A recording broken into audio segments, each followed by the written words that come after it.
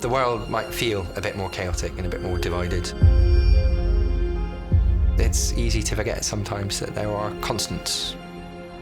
Your home's still your home, your family's still your family, and all the structures of our society are still there to look after you if you need it.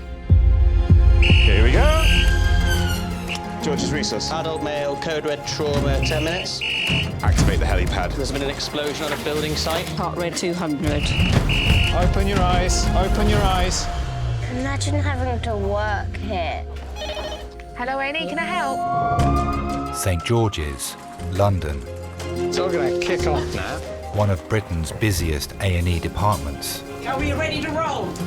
Carry on CPR. Oh, goodness me, it's all happening, isn't it? We need to fix that, or you won't survive. Is it? A place where life, Would you say I was fit, Doctor? Honestly, I think I'm quite fit. love, You are my everything. I love you, and it's okay. and loss Oh, Mum. I'm so sorry. unfold every single day. For every bad thing that you see, there is something equally wonderful out there. Filmed across one 24-hour period, these are the stories of a nation and its health service. I thought I was going to die. You're definitely not going to die. You've got too many good doctors and nurses here. When people experience really significant illness or injuries, we see people pull together, we see relationships get stronger, and we see people reflect on what really is the most important things in their life. Whatever happens, it's going to be okay. I love you. Love you too.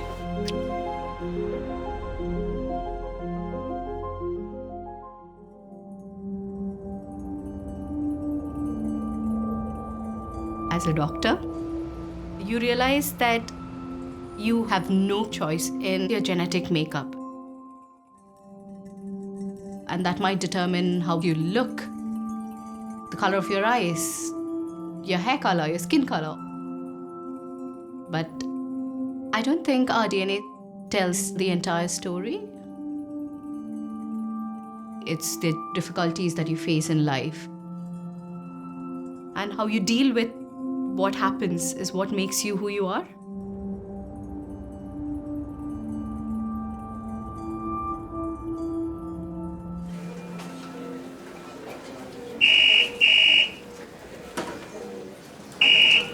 Hello, St George's A&E. Okay, how old? 52, male. And what happened to him? Hit by a car. A cyclist is being rushed to St George's, having been struck by a car, crossing a roundabout. Adult male trauma, ETA 10 minutes.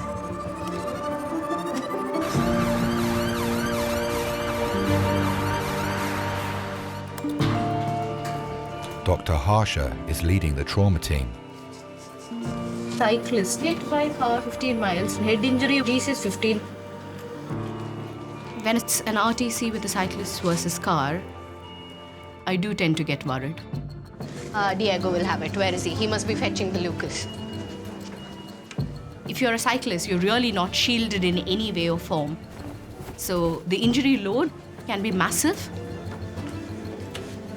Spinal injuries, collapsed lungs, head injuries, all could be life-threatening. It was Sunday morning. I heard John leave about 7:30 and thought, right, I'll see him in an hour. John got into cycling probably about 3 or 4 years ago. I think he turned 50, feeling like, what am I doing? I'm not sure there's a huge amount of enjoyment in it. He just wants to get fit. Suddenly you realise it's 10 o'clock and I haven't heard from him. Where is he? And then I got the phone call.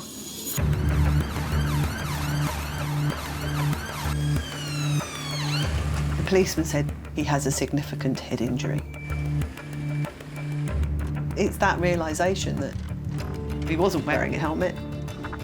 And when they said St George's, I knew it's got to be serious. That's the point where you think, whoa.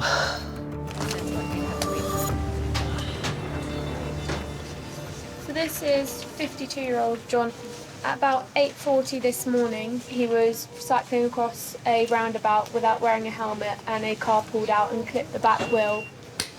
He's complaining of pain to the back of his head. There's a boggy mass present there, about 100 to 200 millilitres of blood loss.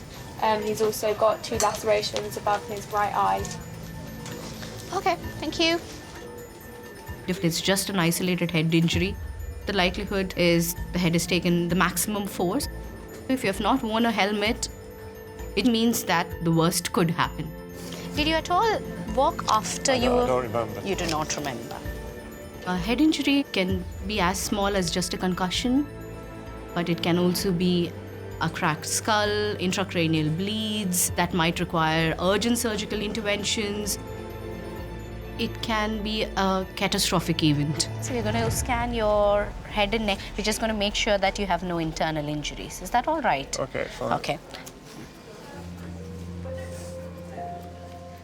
22 years we've been together. We've got a nice little family unit. He's the one that keeps everything together. Actually could not imagine life without him. I don't want to imagine life without him.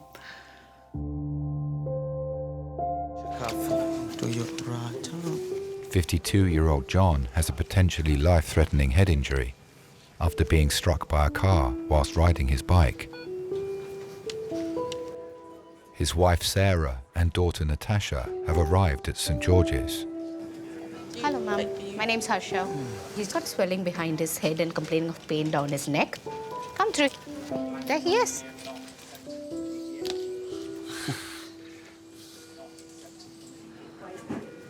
All right. Yeah. Sweetheart. It's okay. Come over here. What's the matter, sweetheart? He's a bit upset with the way you look.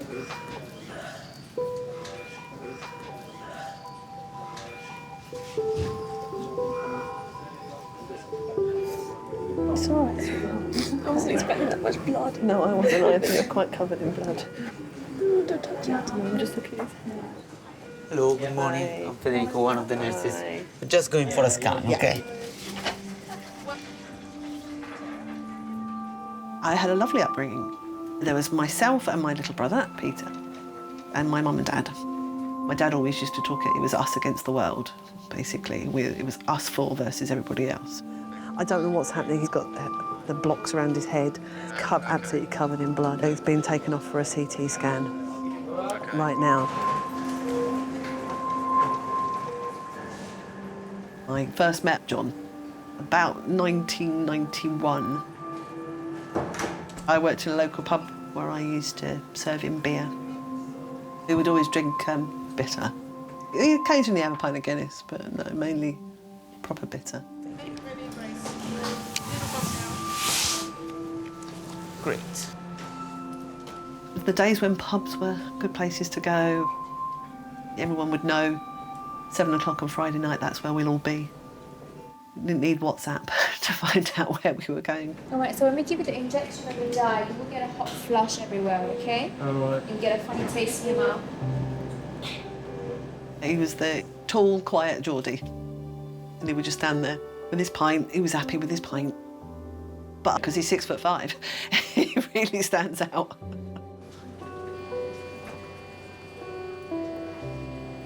I remember thinking he was very good looking. Oh, definitely. There was definitely an attraction there. Over the years, there'd been mild flirting going on. Maybe not so mild sometimes. Okay, that's the first one done. Just one more minute, we'll be finished. He's a very private person. He doesn't wear his heart on his sleeve. I've seen him cry 3 times, I think, whereas he's seen me cry probably 3 times a week. So we're quite different people, but then that's what makes things work. Ready, steady, slide. Okay.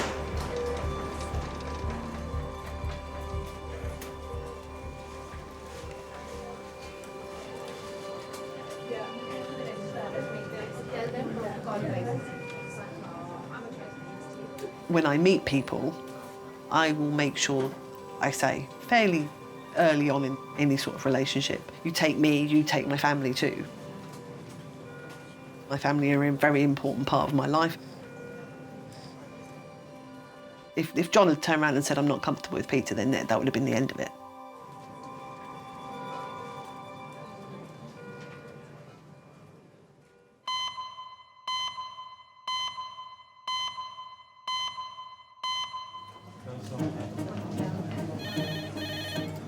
A&E, can I help?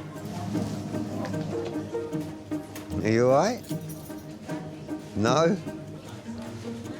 Try sitting in A&E.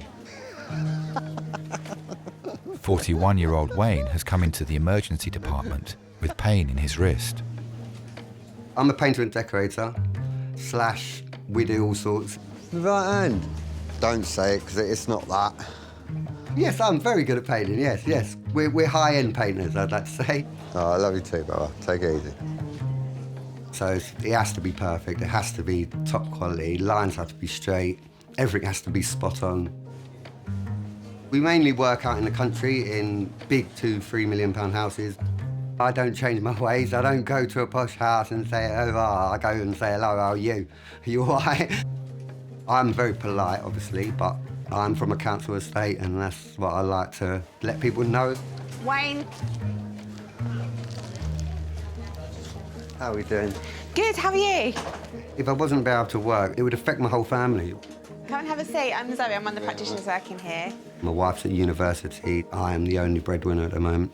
I have to work. I'm the provider of the house. So what's happened? So, this was really, this has been hot for about 3 days, and my arm, I can do that, and I can't squeeze nothing. I can't even, wipe me. I can't hold tissue. I can't nothing. It's, really... It does look swollen. Just stick your thumb up in the air for me. Oh. Is that painful there as well? It feels like it's in this joint, isn't it? It's kind of there. What do you do for your job? I'm a painter. OK. Are you right-handed? I was supposed to go in today, but I really couldn't do it. Yeah, I really fine. can't. What we'll do is we'll just send you for an X-ray, and we might even do some blood tests, actually, and hopefully that can give us a bit of a better picture of what's going on. Yes, is that OK? Yes, perfect, perfect. Just give me a couple of moments to get some bits together. I grew up in a big family on an estate, lots of people, 5 boys. I'm the second youngest, 3 big brothers. If I'm with my brothers, people don't know they're my brothers. I look totally different to my brothers, so yeah, the comments are, is he really your brother? How comes you're a different colour? And I didn't have an answer for it back then. My mum's Irish, all my brothers are white Irish as well. I'm the only dark one out of the 5 of us. I hate doodles. If you look the other way, so have you got any children? Just 5. You got 5? Yeah. Well done, that's it, all done. Just 5. All done. My dad's Indian.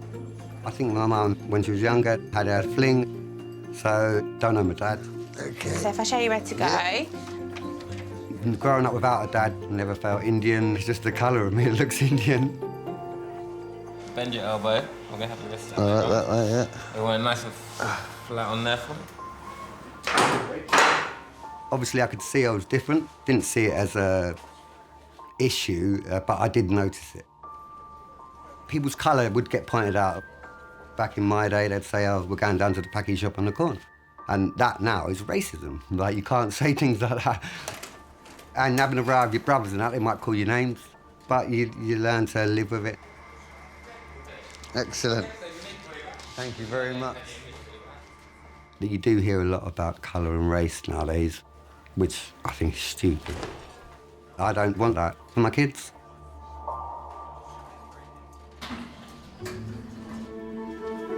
Have you seen the notes of my man? No. ¿Qué dice? ¿Qué hace?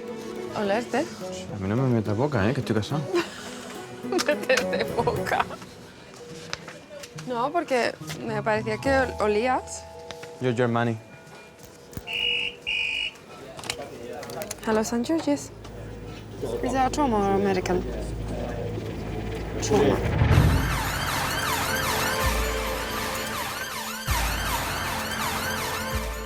A 92-year-old man is being rushed to St George's after collapsing in the street near his home.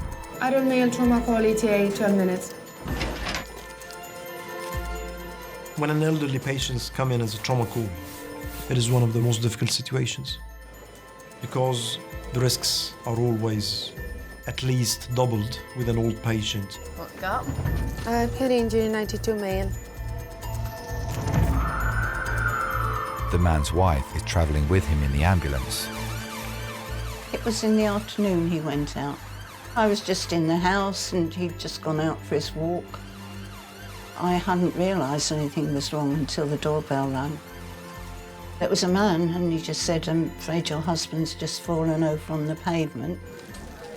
So I rushed down the road and I was horrified when I saw him lying there.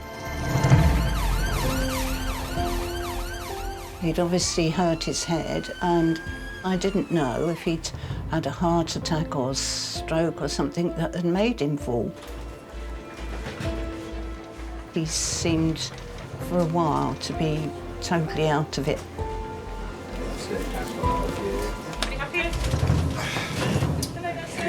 Is everybody set for handover? Yeah. So this young gentleman is Clifford. He's 92 years of age. Was found outside of his home with a wound to the side of his head. Not really sure how he got there. On our initial examination, GCS of 15, obs all normal. And then whilst we were assessing him, had an episode lasting approximately 10 minutes of going to GCS 6. Eyes open at 4, verbal of nothing, and not responding to any pain stimuli whatsoever. GCS stands for Glasgow Coma Scale. It is a scale that assesses the consciousness level of any patient. 3 out of 15 means that the patient is in a deep coma and fully unaware, and 15 out of 15 means that the patient is fully conscious. When a patient comes in with a GCS level of 6, it means it's a very low and it might be a life-threatening situation. Has no previous history of any kind of seizures or anything along those kind of lines. The wife says that this is really out of the ordinary for him to have an episode like this. Thank you very much. Hello, sir. I'm one of the doctors. Would you mind opening your eyes, please? I'll flashlight into your eyes. Shall I get on the request for CT? Yeah, CT head and neck. Good. It is very important when a patient comes in with a collapse to have a scan done as soon as possible. We want an answer for a very simple question. Did he collapse and then fell down, or did he fall down and then lost consciousness? He's been my husband for 62 years. I love him very much. I don't think every couple goes through what we have. I do sometimes feel we've been very unlucky, but it's something you just have to accept. Steady and slide. 92-year-old Clifford requires an urgent CT scan to diagnose the cause of his collapse. Just keep nice and still as you are. His wife Margaret is in the relatives' room. Cliff was a Baptist minister. I'd been brought up in the Brethren Assembly, and then I decided to go to the Baptist church with my mother. But I'd never even thought about settling down with the minister. It just happened. When I first met him, I was probably 18 or 19. He'd come up from Wales with friends, and we went on a coach holiday down to Kent coast. He was in the back of the coach telling jokes, and I remember thinking, he's got a nice Welsh accent. But I think I really met him the first time when we were on the beach. Okay, that's all done. All right, Clifford. Well done. So we get those scans reported for you. Shouldn't be too long, okay? He was quite a shy person in a way, and he did have a nice smile. I'm not going to tell you what we got up to. Do you mind if I just let the wife in? Yeah. He has to stay in that position at the moment, but you can kind of lean over and talk to him, or we can move the chair wherever you want it to be. Hello. Hello. How do you feel now? I'm feeling all right. Are you? Yeah. I decided, well, I would write to him in Wales. I didn't really know whether he'd reply or not. We didn't even have a phone in the house at that time, so it was just waiting for the postman to come. But he did remember who I was. And from then on, we wrote to each other regularly, and I used to hang out of the window watching for the postman, desperate to get a letter. When a letter came, I'd be really excited. I'd disappear up to my bedroom to read it on my own. It wasn't very easy to read. It wasn't the best handwriting I'd ever seen. And you honestly don't know how this happened. I must have fallen. Who can ever say what it is that attracts you to somebody? But I certainly fell in love with him. And when I told my mother, she said, just because he's a minister doesn't mean he's all right. But I didn't take any notice. 18 months after we were married, our daughter arrived. We had Linda first, and then Peter, and then David. Cliff did enjoy being a father. He was a very good dad. He cared for all of them. It's just as well I didn't know at the time the tragedies that were going to happen.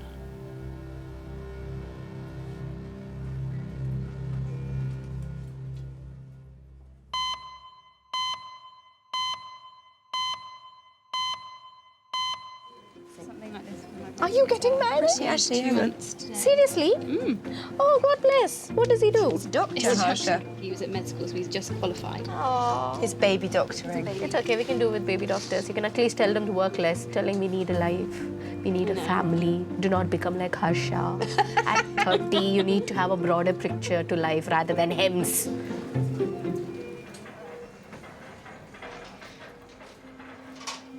Dr. Harsha now has the full report of John's CT scan. You've got blood everywhere, sweet. Quite a big gash on your head. The brain is the boss. It sends out signals to all the other organs. But at the same time, the brain is responsible for your thoughts, your emotions, your memories, your perception.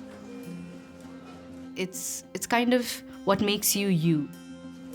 So based on your provisional CT scan, you seem to be having a skull fracture, and there is a small volume of blood within the brain as well. The skull is quite a hard bone to break. I mean, it requires a significant amount of force. And in turn, there is no acceptable level of blood in the brain. There is only so much pressure that can be held within it. So anything that's not supposed to be there tips that balance, and that will have its repercussions. But the fact that you are conscious, responding, talking to us well, are all good signs. Right. We're going to have to keep you in for observation. Yeah. I will be talking to the neurosurgical team regarding our further management from here. Yeah. Meanwhile, do you mind just keeping your head still for me?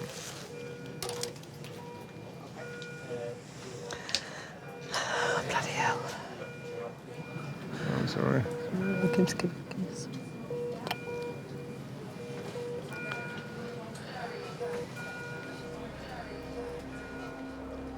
My brother Peter is a fairly large part of my life. So if you marry me, you are taking on not just a wife, I suppose, you're taking on everything else around it. I was 4.5 when Peter was born. They found out 3 weeks after he was born that he had Downs.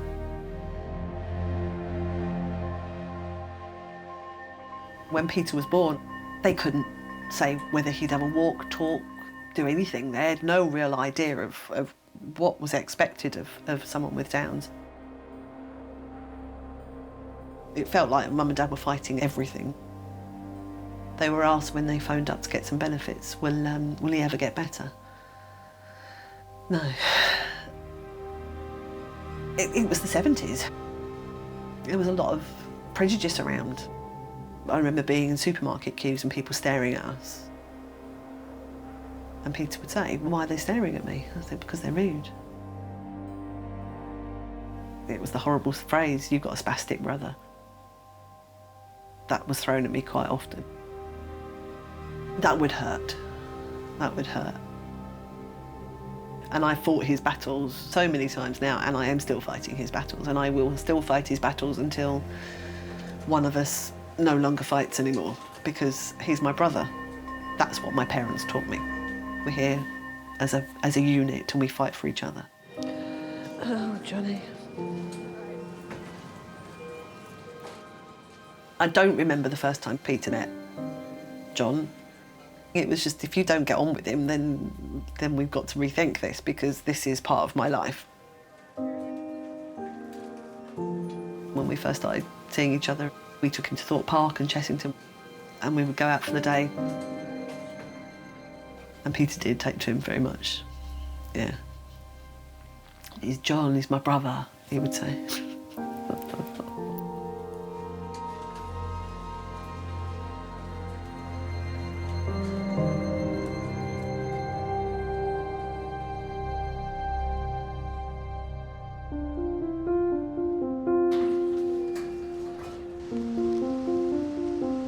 They should make hospitals a happy place. They should have clowns that go around, like a circus. The hospital's orthopaedic team are examining Wayne's x-rays and blood tests to determine the cause of pain in his wrist. Oh dear, it's getting fatter and fatter. I was 19 when I first had my first kid. Name's Reese, and I was a single parent with him. I'm here to see your wrist. Okay, yes. My colleagues have referred you to me. Excellent.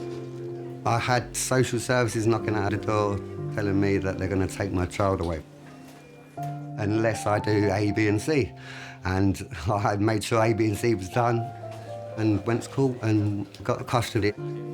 Didn't mean to have a child then, but as soon as he come along, growing up without a dad, I had to be there for him. Can you move your wrist up and down? When I first got custody of my son, not having a job, you sort of got a stampy book that you went to the post office and they give you money, milk tokens as well, so I sort of lasted on that while I was at my mum's house. When you're 19, you're not really mature, and it was a big struggle. We've had a look at the x-ray. It doesn't show any fracture. Right, okay. And lucky enough, all your bloods are normal. And it definitely needs further investigation because we didn't come to a proper diagnosis about what's going on here. So you'll go home. Yeah. I'll put you in a splint just to limit the range of motion, and I'll request an MRI for you. Excellent, thank you so much. When my son was 1.5, I met my wife. Camille was 2 years younger than me and she had 3 jobs. And being with her changed my life totally. She showed me you got to do a bit more than just have a boy. You got to support him, you got to work. Oops, the wife.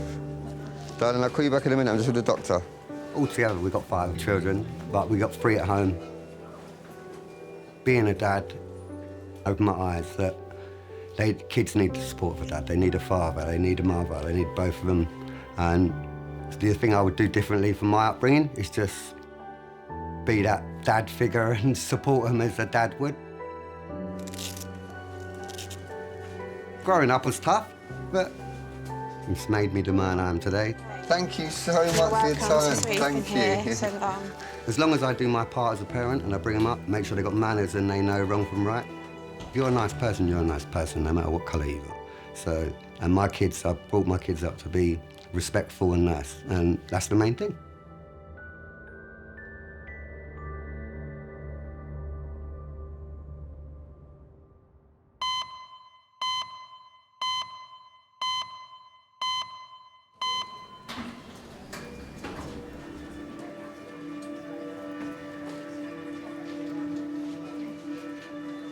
I'm back.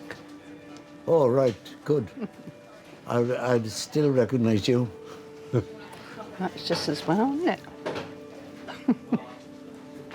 Doctors have reviewed the results of Clifford's CT scan to see if the cause of his collapse requires any medical intervention.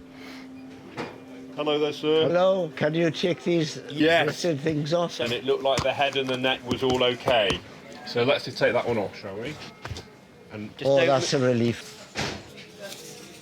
Let's have a little look then. So any pain when I press on the neck? No, don't move your head, sir. Just where I'm feeling, it's not too sore, is it? No. No? Okay, good man. Does it feel sore anywhere else? Well, my hand is... I've hurt my hand. Right. Yeah, it's a bit swollen. So we'll get you around for an X-ray of that hand. Okay, sir? Yeah. Good man. I was always religious until what happened. Peter was a rebel. Lynn was very independent and David was lovely. He was so easy to get on with. He was very caring. I always felt that when I got old, he'd be the one who might look after me. There was one day when we were in bed and he suddenly appeared and said, "I've got something to tell you." And he told us he was gay and he had a partner called Andrew. I thought he was very brave to come and tell his father, who was a minister, that he was gay.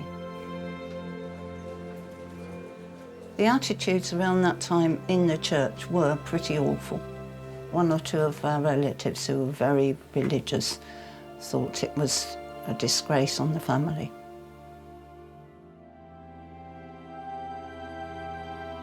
But whatever you believe, when it's your own child, you realise you've got to accept how they are, otherwise you will lose them.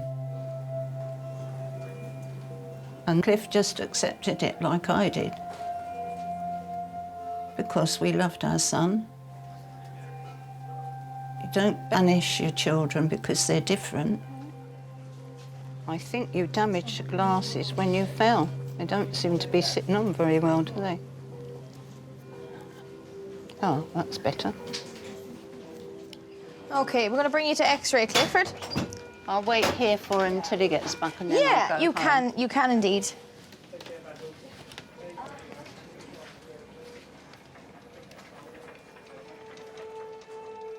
David trained to be a nurse. Because he was a caring person, he felt it was a job that he wanted to do. He worked in a care home. He used to take people out shopping and try to help them to live normal lives. It was his ideal job. He was well suited to it. And he enjoyed being able to help people. So for this one, I'm just going to put your hand on the board. Unfortunately, he damaged his back lifting a patient and he was told at the age of 28 that they could not employ him anymore. Nursing was very important to him, and the fact that he couldn't do that just made him feel useless. He was always in pain. He had difficulty in being able to eat. He found it really difficult to travel because he was so uncomfortable. And by the time he'd been at home 6 years, he'd had enough. We were on holiday in the Isle of Wight, and it was Andrew who phoned us to say that he'd taken his own life.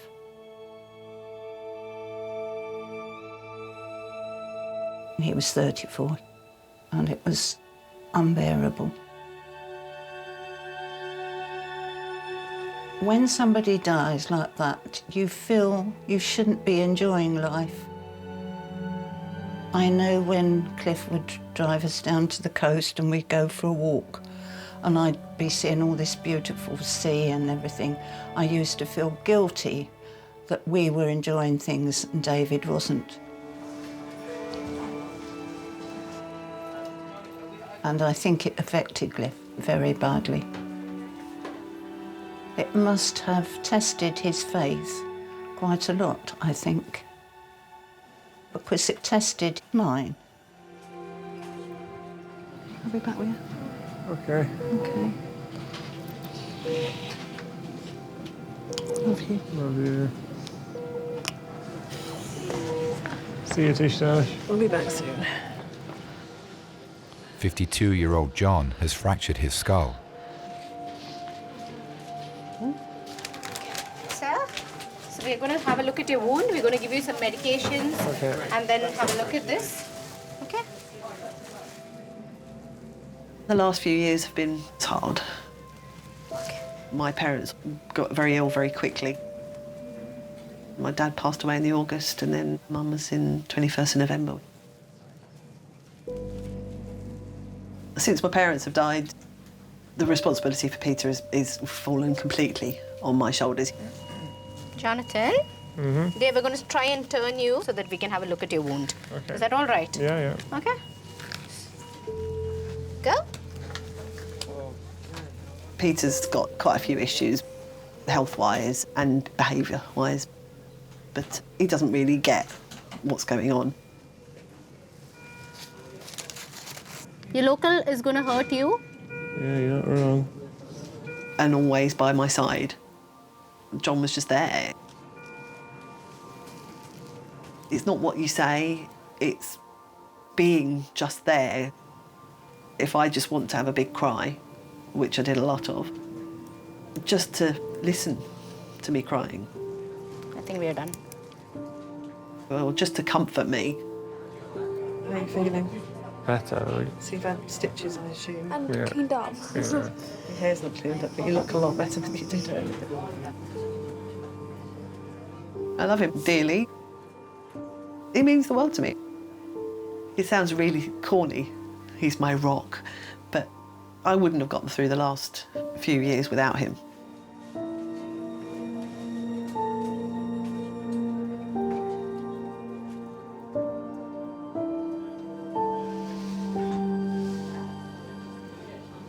I'm sorry for you, but Well, don't be. It's you who's got the problems, not me.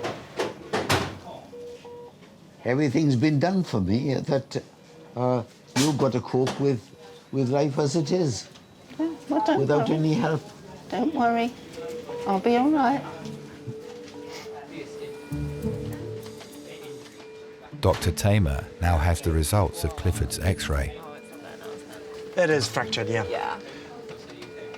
But I think it's for just strapping. I've had a look at the X-ray. Okay. And you've fractured this bit. Let me show you. This bit is fractured. Yeah. Nothing to worry about. We'll put a strap around it, and it will heal itself. Right, thank you. No problem. Take care.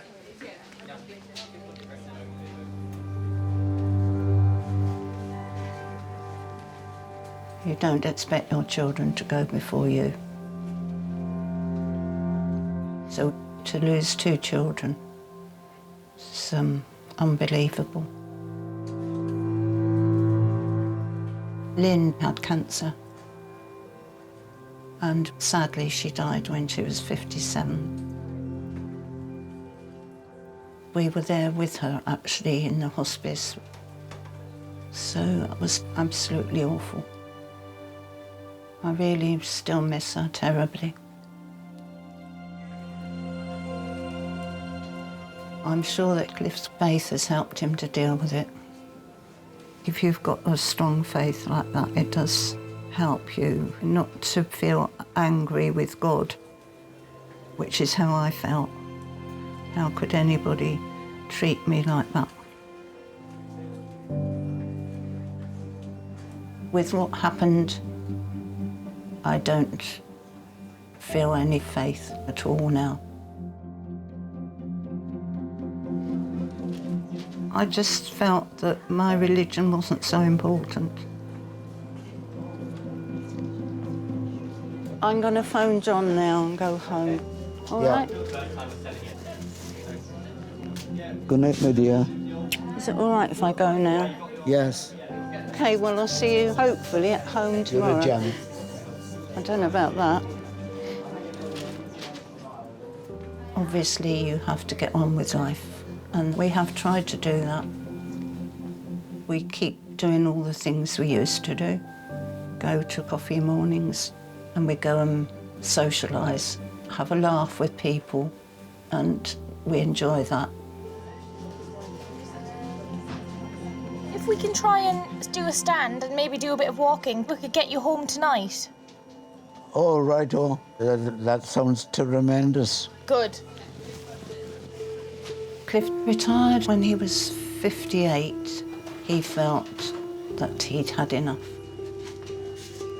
Well done, Cliff. But as he said to me, at least I can spend my Sundays at home with you and have normal family Sundays. Hello. Hello. How does that feel? All right. And, OK, let's turn. He just wants to try and keep going. And, of course, it enables me to keep going as well. I'll tell the doctor you did a bit of walking. You want to go on living your life as long as possible. And I'm very, very fortunate to have had such a loving, caring husband.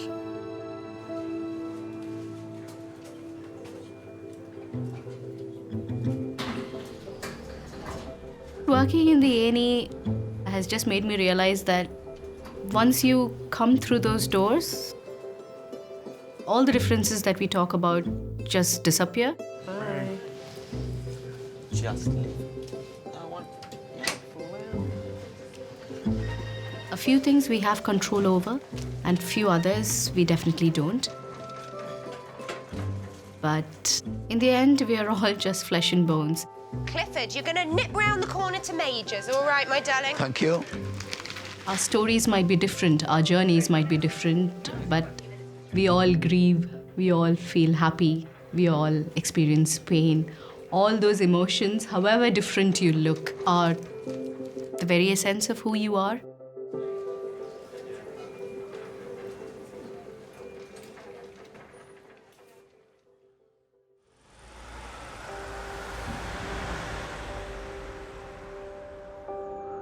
Every time he'd stand up, he'd feel sick, and he was all over the place. Then they had lots of all different tests that he had to do, and he couldn't do it.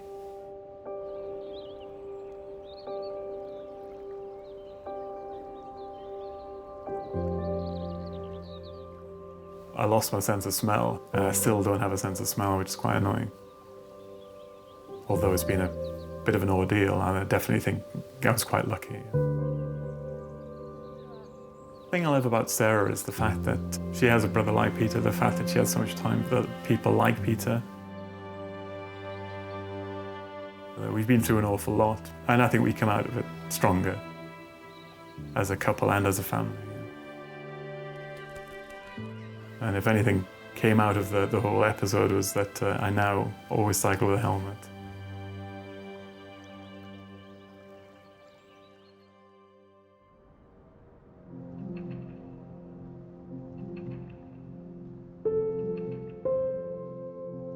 Well, it was very worrying seeing him in hospital. Nobody has ever given any reason why it happened. But he gradually recovered very, very slowly. At least he'd not damaged his head at all, which was the main worry for me. So I do worry about him. He's determined still to have a walk, so he walks up and down the garden path several times, and I can keep an eye on him from the window and make sure he, that he's safe, because I don't want him to get lost. When I go out walking, I like to observe what goes on around me, what people have in their gardens. If I could do some gardening, I would. But I haven't got the manual strength to do it. Well, I'll be 93 on the birthday. and I'm keeping well, so I'm thankful for that.